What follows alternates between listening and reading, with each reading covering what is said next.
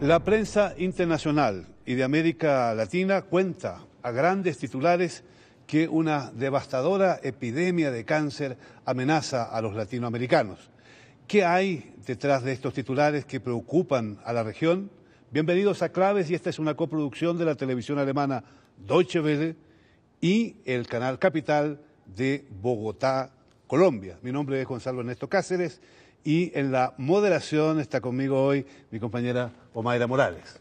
Gonzalo, muchísimas gracias. Bienvenido. Gracias. Originamos desde la biblioteca de la Universidad Jorge Tadeo Lozano. Inmediatamente paso a presentarles nuestros invitados. Está con nosotros la señora Elizabeth Cañón, nutricionista de la Universidad Nacional, con 8 años de experiencia en el manejo de pacientes con cáncer en el Seguro Social. Autora de los libros Nutrición y Cáncer, Nutrición y Embarazo. Ha trabajado en el tema de la nutrición directamente en comunidades de recicladores, habitantes de calle, poblaciones indígenas, entre otras. Bienvenida. También nos acompaña Raúl Hernando Murillo Moreno. Él es médico cirujano, experto en salud pública, epidemiología y cáncer. Lleva 11 años como subdirector de investigaciones del Instituto Nacional de Cancerología y desde el 2010 se desempeña como director del Instituto Nacional de Cancerología en Colombia. Bienvenido. Muchas gracias.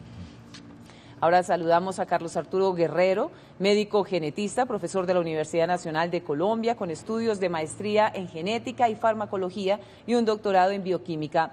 Investigador con amplios conocimientos en el área de la bioquímica, nutriogenómica y nutrigenética o genética de los alimentos. Mil gracias por acompañarnos. Y finalizamos este panel de invitados con Alan Furmansky. Él es economista y vegetariano, autor de los libros Cómo vencí el cáncer y 101 alimentos que curan, conferencista y promotor de la terapia Gerson a partir de jugos, vegetales y enemas de café. Mil gracias. Gracias también de mi parte, bienvenidos. Y en verdad hoy en América Latina unos hablan de una terrible epidemia de cáncer que está por venir y otros de un constante aumento de la enfermedad. ¿Qué hay detrás de esos titulares? ¿Es simple sensacionalismo o cuál es la realidad que ustedes están viendo desde aquí, desde Colombia, por ejemplo? El cáncer está como una de las primeras causas de muerte.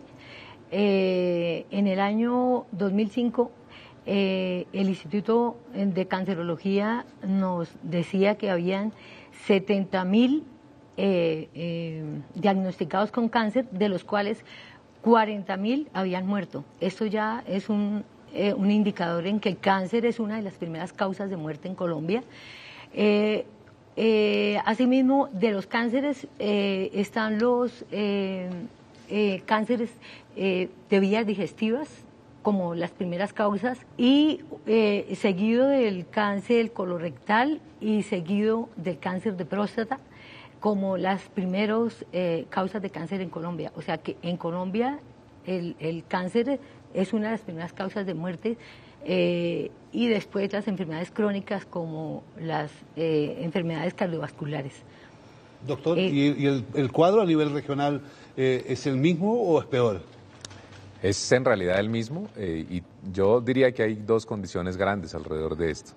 La primera de ellas es que las poblaciones en América Latina están haciéndose cada día más viejas. El cáncer es una enfermedad que es mucho más frecuente entre las poblaciones viejas. En la medida en que vamos cambiando las pirámides poblacionales, vamos teniendo menos jóvenes y más viejos, vamos a tener una mayor cantidad de casos de cáncer.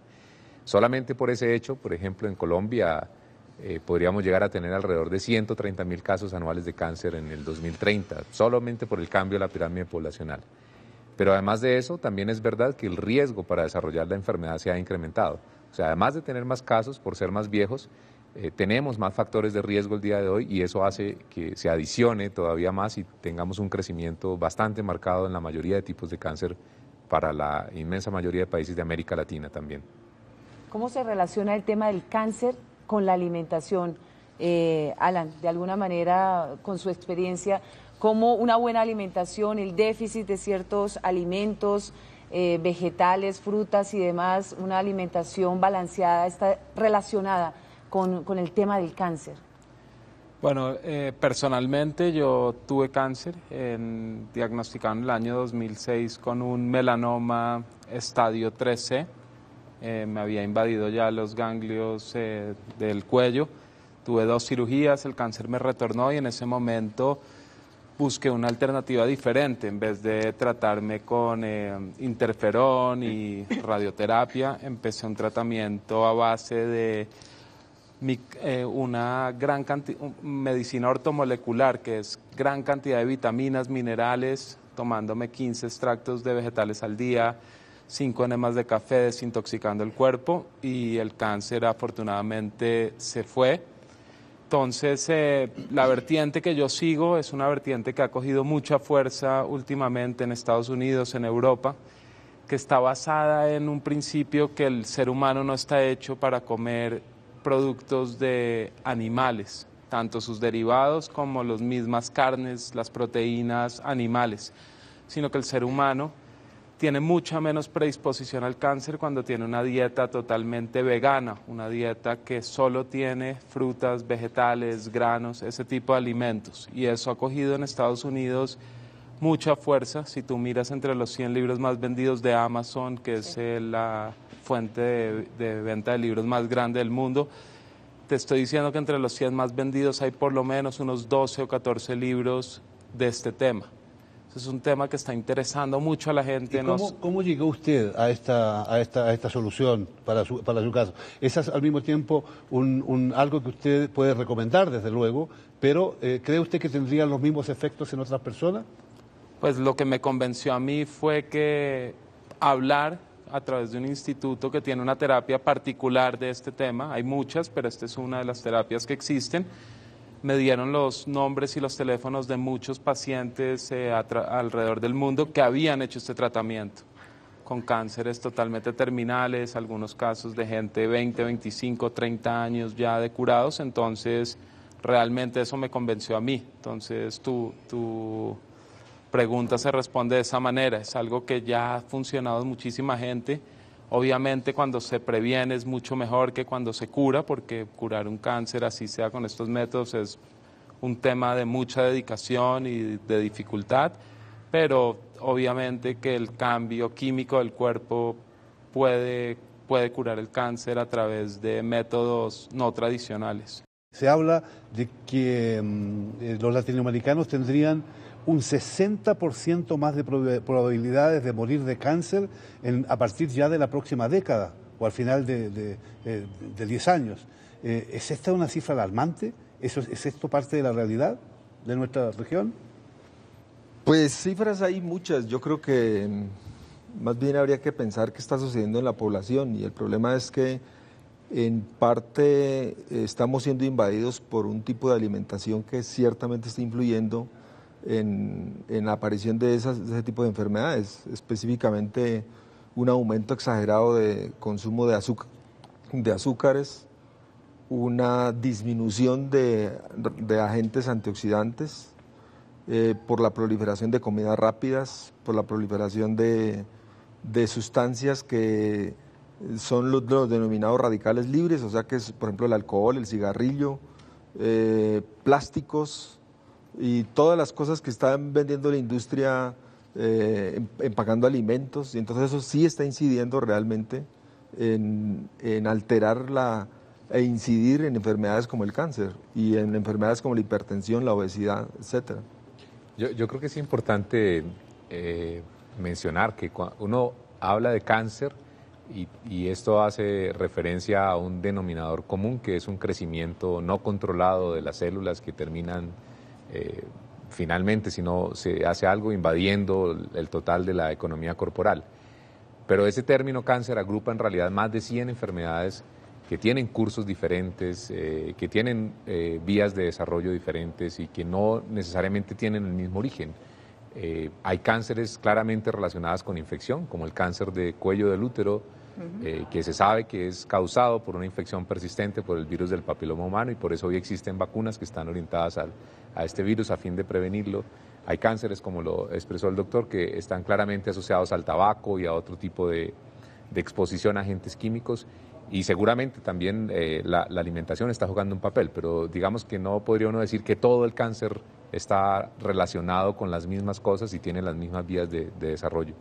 los gobiernos toman medidas radicales y contundentes para que la gente sepa cómo prevenir, porque es más barato para los países y para los gobiernos pues prevenir este tipo de enfermedades, porque ya cuando el paciente la adquiere, los costos son elevadísimos y tenemos sistemas de salud bastante precarios para poder solventar las dificultades de las personas que padecen esta enfermedad. Es difícil, digamos, el abordaje de la prevención para factores como la alimentación, que tienen que ver no solamente con información. Yo creo que además, si me devuelvo un poco, el tema del tabaquismo es un ejemplo clarísimo. Se sabe que la información y la educación no funcionan, porque hay un montón de factores ambientales, de hecho en este caso, que son promovidos por la industria tabacalera, que afectan las conductas de las personas. Tienen estrategias de marketing que hacen que los niños adquieran el hábito de fumar muy tempranos y tengan clientes para toda su vida.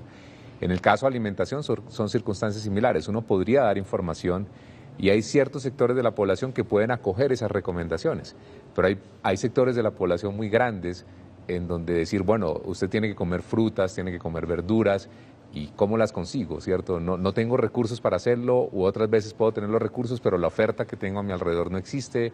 Entonces, el abordaje no es solamente desde la perspectiva de información, sino que el control de estos factores que tienen que ver con la conducta necesitan intervenciones que son mucho más amplias y que en gran cantidad de oportunidades encuentran intereses contrapuestos en distintos sectores del mismo gobierno o de la economía de los países. Y seguido a eso nos encontramos con una situación, Elizabeth, en la cual cada vez más la población se va alejando de las posibilidades de tener asistencia médica porque es más cara, porque los hospitales ya no dan abasto, porque tampoco disponen de presupuesto, porque la gente no dispone de recursos. ¿Cómo vamos a hacer frente entonces a este drama del cáncer en América Latina que parece ser tan grave si la inmensa mayoría de la población no dispone de posibilidades para atenderse? Para mí, lo primero que debe la gente de saber es qué es una alimentación equilibrada, cómo debe ser una alimentación saludable, para que así no se deje confundir. Entonces, una alimentación saludable es aquella que es equilibrada, que es adecuada en cantidad y calidad de nutrientes de acuerdo al estado fisiológico de la persona, o sea, de una mujer embarazada, lactante, los niños en crecimiento, los adolescentes. Nosotros no podemos, digamos, decirle a una persona que está embarazada, que está en crecimiento, que solo coma vegetales. No se puede, porque la nutrición es completa y equilibrada mientras tenga los nutrientes principales, que son las proteínas, las vitaminas, los carbohidratos, los minerales y el agua. Entonces, las proteínas, en los vegetales, nosotros no tenemos una proteína de alto valor biológico, empezando por eso. La proteína animal no se puede quitar de una dieta, porque la proteína animal tiene 9 aminoácidos esenciales que el organismo no los puede coger, sino de los animales. Tendríamos que saber muchísimo, o sea, una persona tiene que saber en qué proporción los vegetales tienen los aminoácidos para poder hacer una proteína similar al animal. Entonces, eso no es para todo el mundo, porque tendría que ser una persona muy versada, muy educada en la nutrición, para poder decir, vamos a balancear, este tiene un aminoácido, este tiene otro, vamos a hacer una proteína similar a la proteína animal. Entonces, yo no estoy de acuerdo con la alimentación netamente de vegetales. Además, hay otra cosa, para las embarazadas, los niños en crecimiento, no podemos darles solo vegetales, porque ¿dónde queda el requerimiento diario de proteínas? Ellos necesitan 1 gramo de proteína por kilo de peso.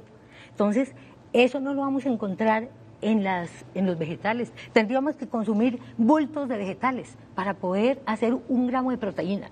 Empezando por eso, el hierro, tampoco, el hierro de origen vegetal no se absorbe. Es discutible, habrá quienes están a favor y en contra. Habría que estar, pero personalmente no. En la que el escenario de las frutas, de los vegetales, funcionó.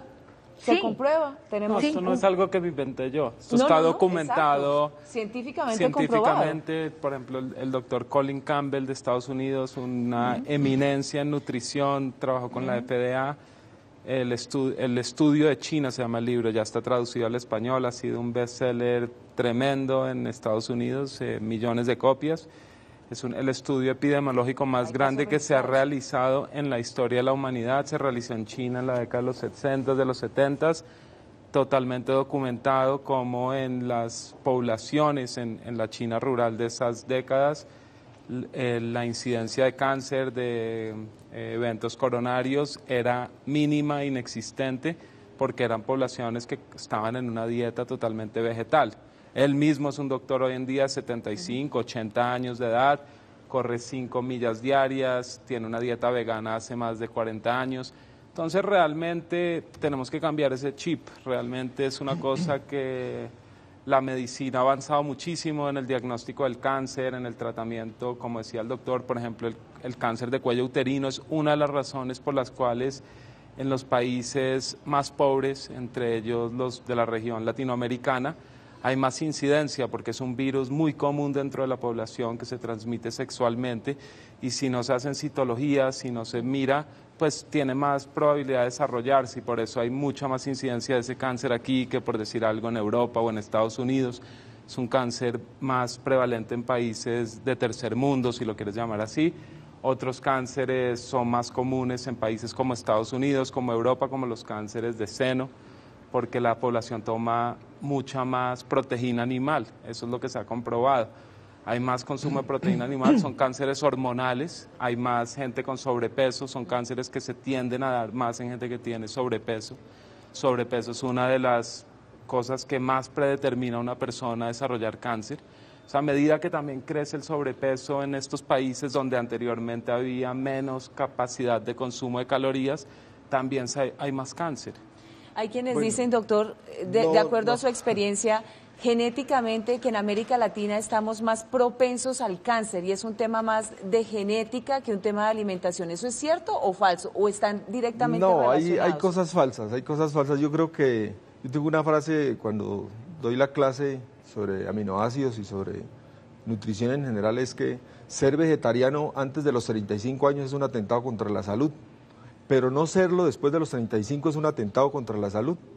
Eso lo que quiere decir es que, lo que decía Elizabeth, la proteína es necesaria de ciertas etapas de la vida y eso es indiscutible. Es decir, los humanos no somos ni vegetarianos ni somos carnívoros 100%. De hecho, nuestro intestino es un intestino intermedio. Para ser vegetariano se requiere un intestino muy largo, que solamente lo tienen los animales vegetarianos. Y para ser carnívoro estricto se necesita un intestino más corto. Nosotros tenemos el intestino como el panda, que es un intestino intermediario. No es que los vegetales sean malos. Lo que definimos bioquímicamente es que los vegetales son malos nutricionalmente, es solamente porque la proporción de aminoácidos que tiene con respecto a la proteína animal es muy baja, lo que decía Elizabeth. Y segundo, tiene un problema y es que los aminoácidos, la manera como se absorben en el intestino, hay unos receptores que absorben unos aminoácidos mejor que otros.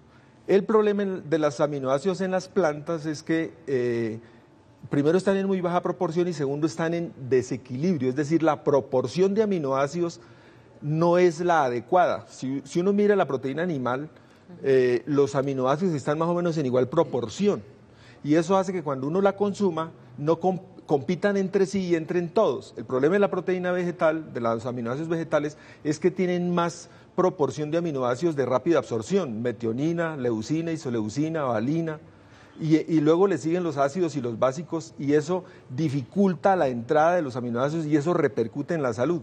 Ahora, ¿qué tanto repercute? Mucho repercute. No hay realmente ningún estudio que demuestre que, porque es que no hay ninguna diferencia entre los aminoácidos vegetales y los aminoácidos de animales, no hay. La fenilalanina, la leucina, cualquier aminoácido es idéntico en donde quiera. Entonces, lo que varía es la proporción y eso es lo que hay que tener en cuenta. Y no hay una relación entre aminoácidos y cáncer, eso sí no lo hay.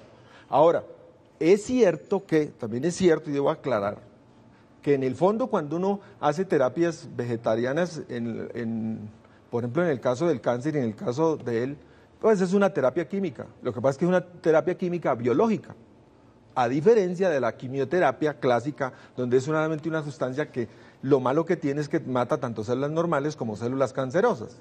En cambio, lo que hay que tener en cuenta es que la terapia, por ejemplo, que hay de muchos alemanes, hay muchos tipos de terapia, hay terapias a base de, como la que él menciona, a base de solos vegetales, hay terapias solamente a base de ácidos grasos poliinsaturados. Los dos tienen razón, aclaro, las dos terapias tienen lógica dentro de lo que es la bioquímica del cáncer. Y es, ¿cuál es el fundamento? Que el cáncer utiliza fundamentalmente glucosa y aminoácidos para su crecimiento. Entonces, restringir el azúcar y restringir los aminoácidos, en este caso de alta proporción, como es de la carne, tiene lógica. Tiene lógica en el sentido de que como terapia aguda no se le debe dar a la célula tumoral que está en crecimiento suficientes aminoácidos y suficientes azúcar. Ahora, tiene un peligro, y es que en la medida en que usted le quite aminoácidos, le está quitando aminoácidos al sistema inmunológico. Puede haber un equilibrio. De hecho, cuando uno estudia todas esas terapias, uno ve que ellos mismos dicen que la terapia no es para todos los pacientes y que uno tiene que hacerle un seguimiento muy estricto. Y en ese sentido, doctor, ¿cómo se puede encontrar un equilibrio? Porque desgraciadamente en vez de buscar mecanismos para combinar o para entenderse, uno de repente tiene la sensación de que hay una especie de competencia entre especialistas y quizás no es así, quizás lo necesario es encontrar un verdadero equilibrio para aplicar una u otra terapia según el paciente, según el estado del cáncer, etcétera. Se hizo una pregunta sobre si la genética va a ser la responsable del aumento de la carga de la enfermedad en el futuro en América Latina. Y es importante entender que el cáncer es en esencia una enfermedad genética. Cualquier cáncer pasa por un desarreglo de los genes y eso es lo que produce que haya un crecimiento anormal de las células. Pero eso no quiere decir que sea la transmisión genética, es decir, de padres a hijos, la que va a hacer que haya más cáncer en el futuro. Desde hace varias décadas, en la década de los 60, se hicieron muchos estudios en inmigrantes, particularmente inmigrantes japoneses hacia California en Estados Unidos, que mostraban cómo las generaciones subsiguientes de los japoneses que habían llegado a California cada vez tenían un perfil de riesgo más parecido al de los californianos frente al cáncer que el de sus padres en Japón. Y eso habla de que siempre habrá genética en el desarrollo de la enfermedad, siempre habrá una susceptibilidad mayor o menor en cada uno de nosotros desde el punto de vista genético, pero tienen mucho más peso los factores ambientales. Ese es un elemento importante. Había una pregunta también sobre el problema del acceso a los servicios y creo que es importante resaltarla porque si algo ha logrado reducir la enfermedad en los países desarrollados, en Norteamérica, en Europa, es la posibilidad de acceder a un diagnóstico temprano de la enfermedad. Si el cáncer está en un estado avanzado, es muy difícil que haya una terapia que logre controlarlo y todo el tiempo estamos luchando frente a eso. Y la última pregunta que hacían era frente a la combinación de esquemas terapéuticos y creo que es fundamental también para información de la población en general. Durante mucho tiempo se asumió un esquema terapéutico único para distinto tipo de cáncer. Entonces se daba radioterapia para ciertos tumores, quimioterapia para otros o se operaban otros. Pero también desde hace bastante tiempo la investigación ha ido mostrando que la combinación de distintas formas de terapia es lo que resulta en esencia más efectivo y tiene una visión más complementaria para el manejo de la enfermedad. Las terapias que no están dentro de la medicina alopática, si lo puedo decir así, ¿cierto? Dentro de lo que es tradicionalmente medicina, los químicos, la radioterapia, la cirugía, cada vez también se integra más dentro de los esquemas de tratamiento de la enfermedad. Hoy los grandes centros del mundo, como el Sloan Kettering Cancer Center en Nueva York o el MD Anderson en Houston, que son quizás los dos centros más grandes de cáncer en el mundo, tienen servicios de medicinas complementarias y medicinas alternativas que hacen parte de los esquemas terapéuticos de los pacientes por muchas de las razones que han sido mencionadas aquí. Pero en ese sentido es importante también anotar que no siempre ese tipo de terapias son inocuas, como lo estaba expresando el doctor. O sea, hay algunas que no tienen ningún efecto, hay otras que tienen efecto contraproducente. Por ejemplo, algunas de ellas reducen la eficacia de la quimioterapia. ¿sí? Otras exacerban los síntomas de la quimioterapia y hace que los pacientes abandonen con más frecuencia el tratamiento, y eso no ocurre solamente con terapias, si lo puedo decir así, alternativas, sino de hecho y compuestos naturales. El jugo de guayaba interfiere con la eficacia de muchos medicamentos quimioterapéuticos y eso está perfectamente visto. De manera que es importante entenderlo dentro de una visión integral. Yo diría que es imposible pensar en el tratamiento de la enfermedad desde una única perspectiva y que es necesario tener una mirada más amplia para su manejo. Y en ese sentido, la alimentación juega un papel central, claro. No solo cuando a alguien le pronostican o le diagnostican, mejor dicho, cáncer, sino con mucha anterioridad. Es decir, sería básico que los países de América Latina se preocuparan de cómo hemos comido hasta ahora, qué estamos comiendo y qué vamos a comer en el futuro. Si una persona no entra a un tratamiento oncológico bien nutrido, ni siquiera el tratamiento contra el cáncer va a ser tan eficaz. Es mejor que la persona vaya mejor alimentada para poder contrarrestar los efectos de las quimios, de las radioterapias y de todos los tratamientos contra el cáncer. Entonces, por eso es esencial y es muy importante que el paciente tenga una consulta de nutrición. Primero, porque en la consulta de nutrición no solamente al paciente se le va a dar unas recomendaciones nutricionales para que mejore su estado nutricional antes de llegar a la terapia o a la cirugía, sino que también a ese paciente se le van a tratar las enfermedades que vienen concomitantes. Ejemplo, un diabético, un hipertenso que llega a una radioterapia o a cualquier tratamiento contra la neoplasia, que llega y no se le ha tratado la diabetes. La radioterapia y la quimioterapia muchas veces elevan los niveles de glicemia en el paciente, entonces sería peor. O sea, si no se le ha tratado la diabetes o el paciente no está acostumbrado a tener una buena alimentación, ¿cómo va a recibir la quimioterapia? Va a ser peor. Entonces, por eso la nutrición es importante, una alimentación saludable es importantísima antes de llegar a los tratamientos. Me surge una pregunta. Estamos hablando todos de una buena alimentación, de una buena nutrición, de alimentos acordes de acuerdo a la edad y demás, pero también reconocemos que en América Latina tenemos unos niveles de pobreza bastante altos. ¿Cómo transformamos esas realidades? Porque si alguien nos está observando a esta hora y dice, bueno, la alimentación es un punto muy importante, entonces no debo consumir tales y tales cosas, otras personas dicen es que con dificultad puedo acceder a una alimentación básica, puedo comer una vez al día y demás, entonces ahí como que este discurso se nos está cayendo. Pues es decir, de las cosas que yo he venido estudiando y que me han interesado es la pregunta, ¿qué tanto los genes juegan un papel o la herencia genética juega un papel en la responsabilidad del cáncer y qué tanto el medio ambiente? Yo pienso que en este momento hubo una época del desarrollo de la ciencia en la cual le daba más trascendencia a lo genético, tanto que hay una historia de mujeres con cáncer de mama y en el cual le hacían un diagnóstico y le decían, usted tiene la mutación, entonces tiene la predisposición a tener el cáncer. Una de esas, que es una actriz de cine famosa que tenía unos senos muy grandes, se los mandó quitar porque tenía todos los antecedentes de la historia familiar de cáncer. Entonces, eso crea debates. De hecho, cuando hubo la secuencia del genoma humano, el sueño de la secuencia era intentar predecirle a uno qué tanto iba a tener el cáncer. Hoy en día lo que está de moda al revés en la ciencia, la secuencia de los genes no determina nada. Lo que determina es el medio ambiente. Quiere decir que hay ya muchos genes que están secuenciados en los cuales uno de los padres y el hijo tienen exactamente la misma mutación y no desarrollan la misma enfermedad. Lo cual nos indica es que es el medio ambiente el que determina. En ese sentido, a la luz de ese conocimiento que hay hoy en día, y que digo hoy en día de más o menos hace 10 años para acá, es que están diciendo, y la ciencia ha venido corroborando enormemente, es que son los alimentos los que determinan cómo se mueven los genes. Y en ese sentido, el cáncer, uno hereda secuencias que pueden traer mutaciones, pero no hereda necesariamente el cáncer. Y en ese sentido, entonces, la alimentación sí cobra un papel muy importante. Entonces, la secuencia de los genes no cambia y no ha cambiado en millones de años. Las mutaciones genéticas en 10.000 millones de años no han cambiado de 0.05, las secuencias. Lo que sí cambia es la expresión de los genes. Entonces lo más importante no es la secuencia genética, sino cómo se expresan. Y ese cómo se expresan depende de la alimentación. La tristeza que hay en América Latina es que cada vez somos más pobres y cada vez va a ir más cáncer porque la responsabilidad es de la alimentación.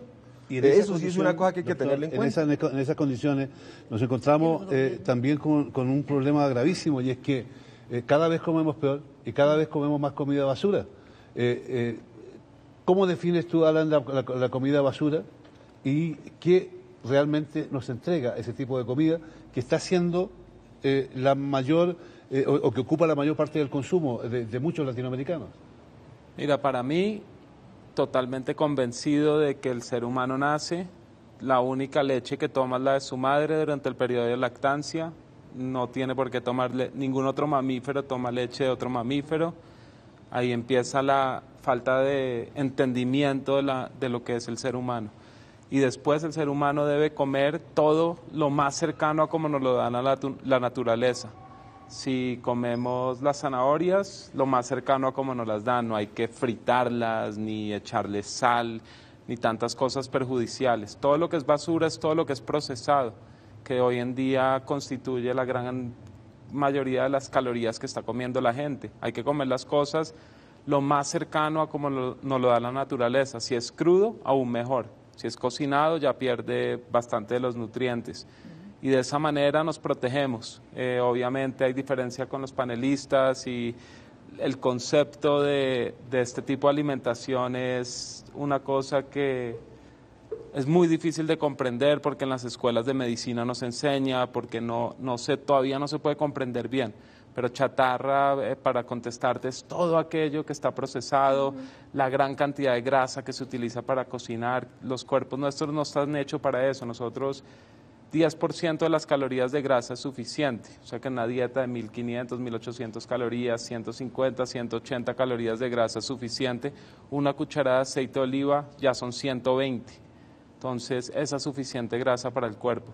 Entonces, imagínate la falta de entendimiento de lo que estamos comiendo. Entonces, en mi concepto y en mi experiencia y en lo que yo trato de promover, es que la gente vuelva a comer las comidas lo más cercano a como nos lo da la naturaleza, y estoy seguro que de esa manera se protegen de tener una larga vida, de ser saludables, de estar bien. El problema, Alan, es que no toda la gente, como antes lo decía Omaira, tiene acceso a ese tipo de alimentación. Ese es un problema grave. Y por otro lado, cada vez más tenemos gente comiendo comida basura. ¿Cuáles son las consecuencias de esa realidad? La comida chatarra, la denominada comida chatarra, sí está incidiendo en la expresión de los genes. Está incidiendo en porque expresa aceleradamente genes que inducen, por ejemplo, a acumular más grasa. Está induciendo genes que evitan que controlen el cáncer, el desarrollo del cáncer. No voy a explicar los mecanismos, pero los hay, ya están muy bien estudiados. Es decir, el aumento, por ejemplo, de ciertos preservantes en el hecho de, le voy a poner un ejemplo, el hecho de cocinar la papa a la velocidad que la cocinan en las ventas de productos papas fritas, dice. ¿Perdón? Papas fritas. La papa frita cocinada, recalentada a más de 100 grados, el almidón se convierte en poliacrilamida, y la poliacrilamida es tóxica. De hecho, la manera como lo descubrieron es porque la poliacrilamida lo utilizamos en los laboratorios para investigación. Y entonces hicieron un estudio para controlar la concentración de poliacrilamida, y como control utilizaron individuos de la calle. Y la sorpresa es que tenían más poliacrilamida los de la calle que los del laboratorio. Entonces hicieron la investigación y proviene de la papa recocinada en aceite a más de 100 grados. Entonces, la comida se puede actuar como fármacos, y la comida chatarra que hay en este momento, que abunda, el alto consumo de gaseosas, el alto consumo de azúcares en general, está interfiriendo y está impulsando el desarrollo del cáncer, porque ya se sabe que, ¿por qué en el diabético como promedio hay más cáncer? Exactamente por la misma razón que sucede en la población. Tienen demasiados azúcares en la sangre y ya se sabe que el azúcar es un radical libre. Y la población, aunque no sea diabética, está consumiendo una alta proporción de comida chatarra, de papas fritas en bolsas, de gaseosa, de azúcares, y son radicales libres. El azúcar es un radical libre y es un generador de cáncer, y eso está probado en animales y se sospecha en humanos. A mí me preocupa ahora el tema, por ejemplo, si queremos comer muy bien, o sea, la dieta saludable es la que está con alimentos muy cercanos. Alan nos dice casi que salgamos y podamos de la huerta sacar nuestros alimentos, a eso le estamos llamando hoy los alimentos orgánicos. Infortunadamente son carísimos. Entonces la gente común y corriente pues tiene que ir a la tienda, a las plazas de mercado que tienen cerca y demás para consumir alimentos que por supuesto tienen pesticidas y demás, y entonces tiene que saber las consecuencias, porque alimentarse muy bien, infortunadamente, vale mucha plata. Entonces, ¿cuál es el camino para encontrar una dieta que no salga muy costosa, una dieta que beneficie a los niños y a la población en crecimiento? Entonces, no toda la población tiene acceso a los alimentos. Pero también es cierto que la gente gasta mucha plata en los alimentos que acabamos de decir, alimentos basura. Se ha comprobado que es garantía una alimentación saludable, nos va a prevenir de muchas enfermedades, no solo del cáncer, de enfermedades crónicas como la hipertensión, como la diabetes, como las dislipidemias. Todo eso lo previene una alimentación saludable. Hay otra cosa, yo me he dado cuenta, la gaseosa. La gaseosa es una constante, ya es un hábito, un mal hábito en toda la población, de los que tienen y los que no tienen. Toman gaseosa montones, y el consumo, se ha dicho que el consumo de gaseosa está más entre los pobres que entre los que no tienen, que entre los que tienen. Entonces uno ve tomando gaseosa, gastándose la plata, lo que no tienen en un veneno, porque la gaseosa, ¿qué es? La gaseosa es tartrazina, o sea, un colorante que es carcinogénico, está catalogado como carcinogénico, la tartrazina, el azúcar y agua. O sea, no es nada, no les dan nada. Y sin embargo la gente gasta en esto. Entonces, también es la mala distribución de los recursos y por desconocimiento. Esto la nutrición debería darse a todos los niveles. Nadie le pone cuidado en este país. Deberían de darla en la primaria o en el bachillerato, darle una clase o darle una... Sí, eso nos lleva a pensar en la posibilidad de reorientar los hábitos alimenticios. Sí. ¿Qué se puede hacer, doctor, para conseguir esa reorientación, sobre todo cuando tenemos tanta propaganda a favor de la comida chatarra? Sobre todo cuando también la televisión indudablemente juega ahí un papel bastante negativo y simplemente la gente prefiere guiarse por la propaganda y no le hace caso a las recomendaciones. ¿Cómo se va a conseguir esa reorientación alimenticia? Hay dos cosas que me parece importante resaltar. Yo creo que en principio general es lógico pensar que una alimentación balanceada, una alimentación que sea lo más natural posible, por supuesto va a tener unas mejores consecuencias sobre el estado de salud y seguramente va a ayudar a reducir el riesgo de muchas enfermedades. En el tema de cáncer es importante también entender que muchas de las cosas que se ven en el laboratorio no se logran reproducir en el escenario de las personas o del cuerpo humano.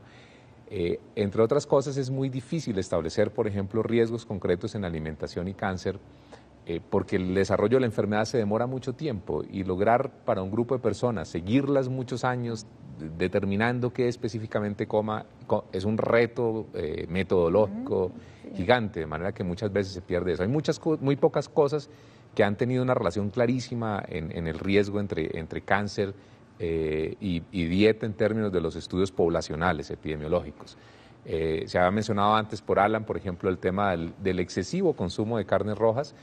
Se relaciona no con cáncer de mama, como les presiono, sino con cáncer de colon. O se ha hablado también de que el elevado consumo de frutas y verduras reduce el riesgo de varios tipos de cáncer, o que el consumo elevado de sal se asocia con eso. Pero yo coincido en que en general uno debe recomendar una dieta saludable. Creo, como he expresado antes, que informar a la gente no es suficiente, y ustedes lo estaban mencionando. O sea, hay gente que no tiene cómo buscar una alternativa diferente. Nosotros hemos hecho encuestas nutricionales relacionadas con cáncer gástrico en las montañas de Colombia, y las primeras encuestas que recibíamos nos hablaban de que una persona reportaba comerse o varias personas, entre 120 y 140 papas a la semana. Y yo decía, pero ¿a qué horas se puede uno comer 140 papas a la semana? Y nos fuimos a verificar las encuestas y encontramos que es verdad. Y en esencia, ¿qué sucede? Que lo único que puede comer es papa, no puede comer ninguna otra cosa, de manera que no hay otros elementos allí. Pero también es verdad que hay personas que tienen medios y que prefieren optar por unas dietas que no son saludables. Yo creo que hay elementos culturales muy importantes. Pedirle a la población argentina o a la población uruguaya que coma menos carne es un tema cultural, es un reto cultural que no es chiquito. Puedes darle toda la información del mundo, pero crecieron comiendo montones de carne y transformar culturalmente las poblaciones es un tema complicado. Lo que se está expresando del consumo de dulces. Nos acostumbramos a comer dulces desde pequeños. Nos ponen dulces en la tienda del colegio, hay dulces hoy disponibles en las máquinas, de manera que muchas de las medidas que se han ensayado de transformaciones culturales, yo diría, nosotros tenemos experiencia particularmente en el tema de tabaco, ¿sí?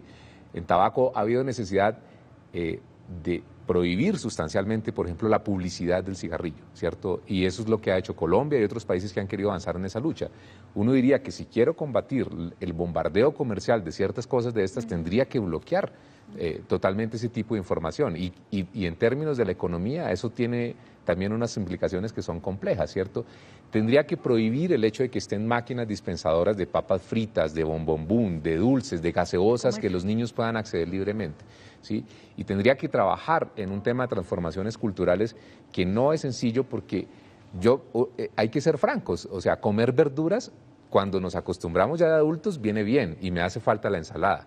Pero que un niño te coma verduras no es lo más frecuente. El niño prefiere comerse los dulces que comerse las verduras que le sirven en la mesa. El rico veneno, decía un vendedor ambulante cerca de la escuela a la cual yo iba cuando niño.